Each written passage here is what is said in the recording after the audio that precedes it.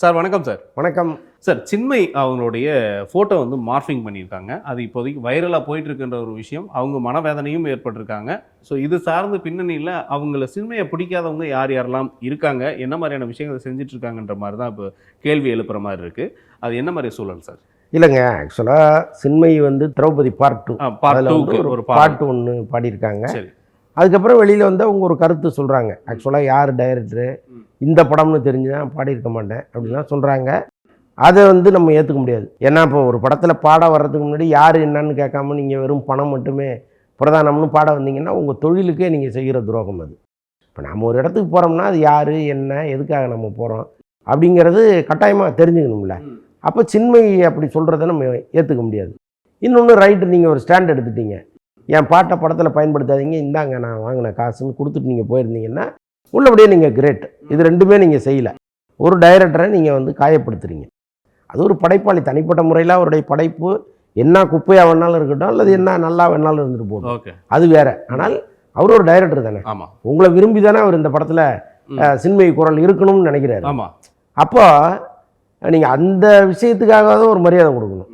எதுவுமே இல்லாமல் பொதுவெளியில் வந்து ஒரு பேட்டியை கொடுத்துட்டு அப்படியே ஒரு பொருளியை கிளப்பி விட்டு சேர வாரி அரைச்சிட்டு போகிறதுங்கிறது ஏற்றுக்கொள்ள முடியாது. ஆனால் அதே நேரத்தில் சின்மை இப்படி ஒரு கருத்தை தெரிவித்ததற்காக அவங்கள மார்பிங்கில் வந்து நிர்வாணமாக சித்தரிப்பதுங்கிறது அயோக்கியத்தனமானது, கேவலமானது.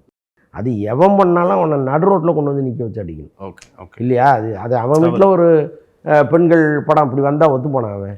அப்போ எல்லாரும் இங்கே வந்து பெண்கள் தானே. ஆமாம். இப்போ ஏதோ ஒரு வகையில் அவங்க வந்து ஒரு கருத்தை சொல்கிறாங்க, நமக்கு பிடிக்கல அப்படின்னா கருத்தால் தான் எதிர்கொள்ளணும். இப்போ எனக்கு அவங்களுடைய செயல் பிடிக்கல, நான் சொல்கிறேன், நீங்கள் வந்து காசை கொடுத்துட்டு உங்கள் பாட்டை நீக்க சொல்லுங்கம்மா, அதுக்கு எல்லா உரிமையும் உங்களுக்கு இருக்குதுன்னு நம்ம சொல்கிறோம். அவ்வளோதான் நம்முடைய விமர்சன எல்லை. அதை விட்டுட்டு அவங்க ஃபோட்டோவை போட்டு ஆபாசமாக காமிக்கிறது இருக்குல்ல, எவ்வளோ கேவலமானது. அப்படி ஒரு கூட்டம் இங்கே அதை செஞ்சுக்கிட்டு இருக்கு. அதை ஒரு கூட்டம் ஷேர் பண்ணுதுன்னா இவனுக்கெல்லாம் காட்டு மிராண்டிகள் லிஸ்ட்டில் வைக்கிறதா என்னன்னு தெரில, ரொம்ப தவறாக இருக்குது. காவல்துறை நினச்சா, சைபர் கிரைம் நினச்சா அது யார் உருவாக்குனது, எங்கிருந்து உருவாக்குனாங்கிறத ஈஸியாக கண்டுபிடிக்க முடியும். இந்த விஷயத்தில் காவல்துறை இது சின்மயி அப்படின்லாம் பார்க்காம ஒரு பெண் அப்படின்னு பார்த்து ஒரு உரிய தீர்வை கொடுக்கணும். அதுதான் சரியாக இருக்கும். நிச்சயமா. சின்மை வந்து தவறாக ஒரு கருத்து சொல்லிட்டாங்க, அவங்க வலதுசாரி சிந்தனை உள்ளவங்க, நாம் இதுக்கு அவங்களுக்கு சப்போர்ட் பண்ணணும்லாம் நினைக்காம சரியான நியாயத்தை அவங்களுக்கு இந்த விஷயத்தில் கொடுக்கணும். சரி. அப்படி ஒரு பக்கம் சின்மைக்கு நடந்தது ஒரு புறம் இருந்தாலும் அதில் நடித்த ஷீலா அவங்களுக்கும் அந்த படத்தில் முக்கியமான அந்த படத்தில் தான் அவங்களுக்கான ஷீலானா யாருன்ற அளவுக்கு ஒரு எல்லாருக்கும் இல்லை அதுக்கு முன்னாடி நிறைய படங்கள் பண்ணியிருக்காங்க, எல்லாமே சூப்பரான படங்கள். ஓகே. திரௌபதியில் தான் அவங்களுக்கு பேர் கிடைச்சதுன்னு சொல்லாதீங்க. ஓகே. அதுக்கு முன்னாடி நல்ல படங்கள்லாம் பண்ணியிருக்காங்க. ஓகே. சரி. அந்த படத்தில் வந்து ஒரு நல்ல ஒரு கேரக்டர்ஸ் சில விஷயங்கள்லாம் கொடுத்து அதில் கொஞ்சம் வீர மங்கையாகவும் காட்டியிருப்பாங்க. பட் அவங்களும் இந்த மாதிரி ஒரு குற்றச்சாட்டையும் வச்சுருக்காங்க. அதை நீங்கள் எப்படி பார்க்குறீங்க? இல்லைங்க, அது ஆணவ கொலைக்கு ஆதரவான ஒரு பெண்மணி மாதிரி அவங்கள காமிச்சிருப்பாங்கன்னு நான் நினைக்கிறேன். ஏன்னா அந்த படம் பார்க்கல, நான் கேள்விப்பட்டது தான். ஓகே. அதில் வந்து இப்போ அவங்களுக்கும் அதே கதை தான். சின்மை வந்து ஒரு கருத்தை வெளியில் வைக்கிறாங்கல்ல, அவங்களுக்கு என்ன நியாயமோ அதே நியாயம்தான் ஷீலாவுக்கும். ஒரு படத்தில் நடிக்க போகிறீங்க, நம்ம கேரக்டர் என்னன்னு தெரியாமல் ஏன் நடிக்க போகிறீங்க?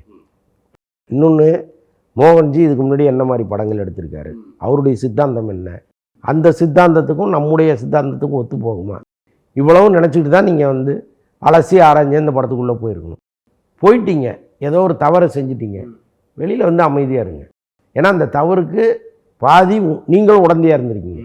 அப்போது எனக்கு எதுவுமே தெரியாது, என்னை தெரியாமல் ஏமாத்திட்டு போய் நடிக்க வச்சுட்டாங்க அப்படின்னா இதெல்லாம் யார் ஏற்றுக்கிறது? அதெல்லாம் ரொம்ப அபத்தமாக இருக்குது அவங்க பேசுகிறதெல்லாம். ஓகே. ஓகே. இருந்தாலும் நீங்கள் சொல்கிற மாதிரி முதல்ல வந்து வாய்ப்பு தேடிட்டு இருப்பாங்க, வாய்ப்பு கிடைச்சதுக்கப்புறம் ஒரு பேச்சாக இருக்குது அப்படின்ற மாதிரி. பட் எதுனாலும் முன்னாடி நீங்கள் விசாரிச்சுட்டு அதுக்கப்புறம் போகிறதுன்றது ஒரு நல்ல ஒரு சால சிறந்தது அப்படின்னே சொல்லலாம். அண்ட் அதுக்கப்புறம் வந்து பார்த்தீங்கன்னா ஜெயிலர் 2 இதுக்கான அப்டேட் எப்படி என்ன மாதிரி இருக்குது? ஸோ அதில் வந்து இப்போ காஸ்ட் அண்ட் ஸ்க்ரூஸ்லாம் வேறு யாராவது புதுசாக சேர்த்துருக்காங்களா, யார் அப்டேட் அப்படின்னு? இல்லை, ஏற்கனவே ஒரு டசன் நடிகர்கள் அதில் இருக்காங்க, நிறைய பாலிவுட் ஆர்டிஸ்ட்லாம் அதுக்குள்ளே இருக்காங்கலாம் சொல்கிறாங்க. வித்யா பாலன்லாம் திரும்ப நடிக்க வந்திருக்காங்க இந்த தமிழ் படங்களில். ஓகே. ஸோ அது வந்து இந்த படத்தின் மூலமாக வந்திருக்குன்னு வச்சுக்கோங்களேன். அதனால் அந்த ஆர்டிஸ்ட்டுகள் யாருங்கிறத அவங்க முறைப்படி ஒரு லிஸ்ட்டு பின்னால் அனௌன்ஸ் பண்ணுவாங்க. பட் அந்த படப்பிடிப்பு ரொம்ப விறுவிறுப்பாக போயிட்டுருக்கு. பல்வேறு ஊர்களில் நடந்துகிட்ருக்கு. இப்போ கோவாவில் நடந்துச்சு போன வாரம். இப்போ இன்றைக்கெல்லாம் ஹைதராபாத்தில் நடந்துகிட்டு. Okay okay.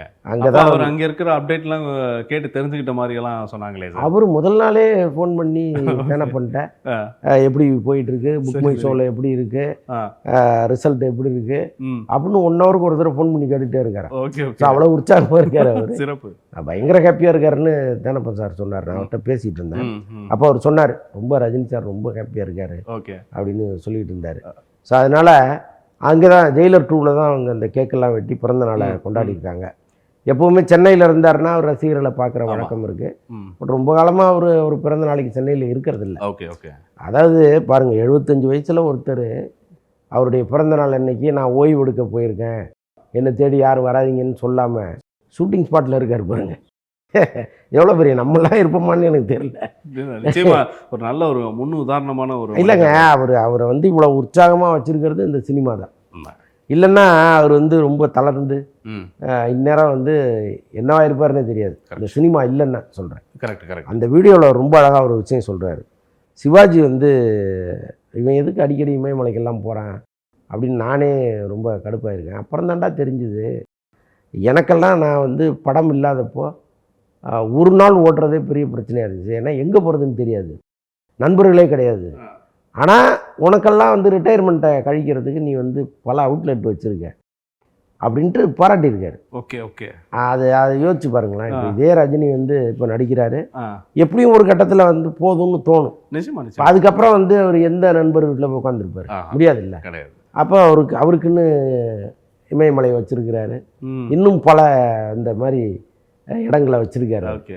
ஸோ அதனால் அவருக்கு வந்து இந்த நாட்களை கொண்டு போகிறது அப்படிங்கிறது ரொம்ப ஈஸியாக இருக்கும் நினைக்கிறேன். Okay okay. ஸோ அதுக்கான இடம் இப்போ சரியாக இருக்குது, அதனால் பிரச்சனை இல்லை அவருக்கு. இல்லை அந்த வட்டத்தை விரிவுபடுத்துறது இருக்கு, அதையும் அவர் தயாராக வச்சுருக்காருன்னு சொல்லுவார். கண்டிப்பாக கண்டிப்பாக. அவர் எளிமையானவர் தானே அப்படின்றதுனால ஒரு விஷயம் வந்து அவருக்கு எல்லாத்துக்குமே பொருத்தமாயிடும் அப்படின்றது தான். இருந்தாலும் அவருக்கு ஒரு பெரிய பாராட்டுகள் தெரிவிச்சிடலாம். அதுக்கப்புறம் பார்த்துட்டிங்கன்னா ரவி மோகன் அவர்களுடைய நெக்ஸ்ட் அப்டேட்டு இந்த கராத்தே பாபு ரிலீஸ் ஆகிறதுக்கான வாய்ப்பு இருக்கா சார்? இல்லை, ஆக்சுவலாக இந்த படம் வந்து அறிவித்து ரொம்ப காலம் ஆச்சு. ஆமாம். பட் நடுவில் ஜெயம் ரவி வந்து என்ன பண்ணுறாரு, எங்கே போனாருங்கிறதே தெரியல. அதான் சொல்கிறேனே, இப்போ அவர் வந்து ஒரு ப்ரொடக்ஷன் கம்பெனி ஸ்டார்ட் பண்ணார். அவரும் அந்த கெனிஷாங்கிற பெண்மணியும் சேர்ந்து ஸ்டார்ட் பண்ணாங்க. அதுக்கு வந்து ஃபினான்ஸ் கிடைக்கிறதுல பெரிய பிரச்சனை இருக்குதுன்னு சொல்கிறாங்க. அவர் அறிவித்த படங்கள் எதையுமே அவர் ஸ்டார்ட் பண்ணல, அறிவித்ததோடு இருக்குது. இவர் வந்து அந்த ஃபைனான்ஸ் விஷயமாக அங்கங்கே சுற்றிட்டு இருக்காருன்னு சொல்கிறாங்க. அதான் சொல்கிறேனே, இப்போ நான் அப்போ அவருக்கு வந்து இன்றைக்கி ஒரு 25 கோடி, இப்போ 20 கோடி சம்பளம் கொடுக்கறதுக்கு இண்டஸ்ட்ரி ரெடியாக இருக்குது. தொடர்ந்து நீங்கள் வந்து ஒரு 4 படம் இங்கே நடிச்சிங்கன்னா அதில் ஒரு 2 படம் ஹிட்டானா கூட உங்கள் சம்பளத்தை நீங்கள் 20ங்கிறத 30,000 40,000 அப்படி தான் கிராஜுவலாக போகணும். ஆமாம். ஒரு படம் தயாரிக்கிறேன், அது நான் கடன் வாங்கி பணம் போடுறேங்கிறதெல்லாம் அதிகப்படியான ரிஸ்க்கு. ஓகே.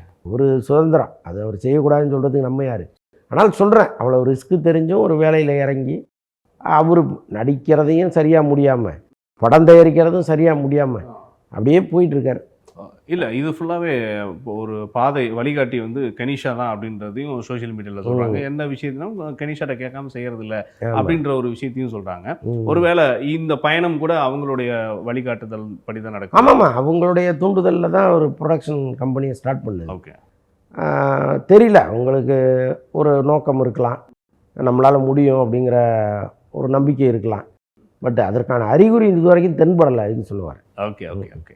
அப்புறம் Lokesh Kanagaraj and stone bench ஒரு அழகான ஒரு படத்தை வந்து கொடுக்கணும் அப்படின்னு முடிவு பண்ணியிருக்காங்க. பட் இதுக்கு 29 அப்படின்ற ஒரு பேர் வச்சுருக்காங்க. ஸோ இந்த படத்தை பற்றி அப்டேட்ஸு? ஆக்சுவலாக ரத்னகுமார்னு சொல்லிட்டு அவருடைய நண்பர் இயக்குகிற படம் இது. ஓகே. அவர் ஏற்கனவே ஆடைன்னு ஒரு படம் பண்ணியிருக்காரு. அதுக்கு முன்னாடி மேயாதமான்னு ஒரு படம் பண்ணியிருக்காரு. மேயாதமான் சூப்பர் படம். ஆமாம். அவர் வந்து நடுவில் ஒரு கான்ட்ரவர்சியில் சிக்கிட்டார். என்னென்னா, இந்த காக்கா கழுகு பஞ்சாயத்தில் அவர் விஜய் பக்கத்தில் இருந்துட்டார். கழுகு எவ்வளோ உயரத்தில் பறந்தாலும் இறை எடுக்கிறதுக்கு மறுபடியும் தரைக்கு வந்தாகணும் அப்படின்னு அவர் பேசுனது விஜய் ரசிகர்களுக்கு பெரிய கொண்டாட்டமாகவும் ரஜினி ரசிகர்கள் போட்டு வெளுக்கிறதுக்கு சரியான ஒரு விஷயமாகவும் மாறிப்போச்சு. சரி சரி. அப்போ எல்லாருமே வந்து ரத்னகுமாருக்கு எதிராக திரும்பிட்டாங்க. ஓகே. இப்போ பாருங்க, லோகேஷ் கனகராஜுடைய அசோசியேட் டைரக்டர் அவர், ஸ்கிரிப்ட் சைட்லாம் அவர் தான் லோகேஷோட இருக்கிறார். இவர் இல்லைன்னா லோகேஷுக்கு ஒரு கை உடைஞ்ச மாதிரி ரத்னகுமார் இல்லைன்னா. அந்த அளவுக்கு அவருடைய ப்ரொடக்ஷனில் கூடவே இருக்கிறவர், படைப்புல கூடவே இருக்கிறவர். அவர் வந்து ரஜினியை விமர்சிக்க போக கூலி படத்தில் அவர் இல்லை. எப்படி நீங்கள் ஸ்பாட்டில் போய் நிற்க முடியும்? ரஜினி முன்னாடி போய் நிற்க முடியுமா? அவரை விமர்சனம் பண்ணிட்டு போய் நிற்க முடியுமா? அப்போ லோகேஷ் கனகராஜே என்ன பண்ணார், நண்பா நீ வந்து இந்த படத்தில் வராத, ஏன்னா அது ஒரு மாதிரி எம்பாரசிங்காக மாறிடும், அதனால் நீ வந்து அடுத்த படத்தில் பார்த்துக்கலாம், நீ கிளம்புன்ட்டார். இப்போ அவருக்கே படங்கள் கிடைக்காத அளவுக்கு சூழ்நிலை மாறிப்போச்சு. ரஜினியவா எதிர்த்து பேசுகிற அப்படின்னு மாறிடுச்சு. இப்போ விஜய் என்ன டேட்டா கொடுக்க போகிறாரு கிடையாது. அதாவது நான் என்ன சொல்கிறேன், இப்போ இந்த மாதிரி வளர்கிற சூழ்நிலையில் இருக்கிறவங்க ஒன்று வாழ்க்கையே போனாலும் பரவாயில்லன்னு விமர்சனம் பண்ணணும். கரெக்ட். இல்லை இங்கே தான் நான் சர்வை பண்ண போகிறேன்னா வாயை மூடிட்டு அமைதியாக. இது ரெண்டும் இல்லாமல் போய் மாட்டிக்கிட்டாரா? இன்றைக்கி அவருக்கு படம் கொடுக்கறதுக்கு கார்த்திக் சுப்புராஜ் வரார், அதே ஸ்டோன் பேஜில் படம் பண்ணுறாங்க. அவர் யாருன்னா ரஜினி வெறிய.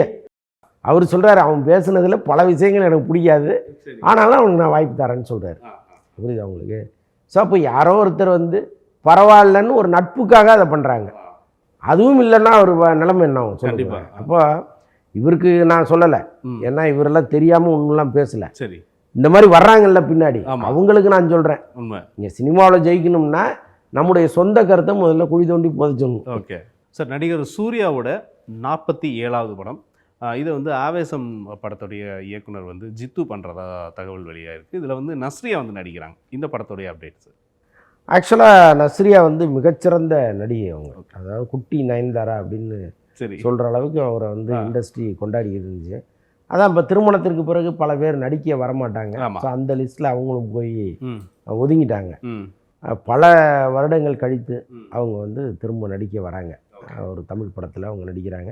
என்னதான் மலையாள டைரக்டர் இந்த படத்தை இயக்குனா கூட தமிழ் படம்ங்கிற கருத்தில் தான் உருவாக்கிட்டு இருக்காங்க. ஸோ அப்போ நீண்ட காலத்திற்கு பிறகு நஸ்ரியாவினுடைய வரவுங்கிறது இங்கே ஒரு பெரிய எதிர்பார்ப்பை கிரியேட் பண்ணும். ஒரு நல்ல நடிகை நிறைய இருக்காங்க சார். ஆமாம்.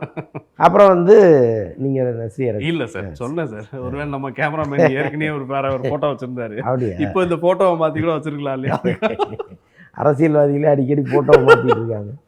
ஓகே, இது வந்து நடிகைகளுக்கான ஃபோட்டோவுக்காக சொல்கிறேன். சரி சரி சரி, ஓகே. அதான் இப்போ சூர்யாவை பொறுத்தளவுக்கு இந்த கருப்பு படத்தை தொடர்ந்து அவருடைய வெற்றி பாதை மீண்டும் உருவாகுதுன்னு நான் நினைக்கிறேன்.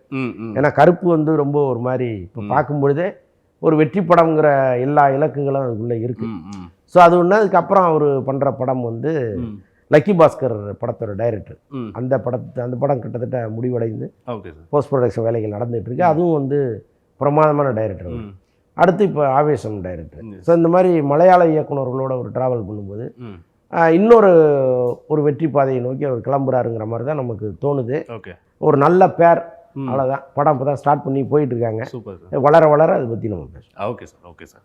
ஸோ இந்த வாரம் அந்த படங்களை பற்றியும் அதுக்கப்புறம் நிறைய விஷயங்கள் நம்ம பகிர்ந்துக்கிட்டோம். ரொம்ப நன்றி. நன்றி.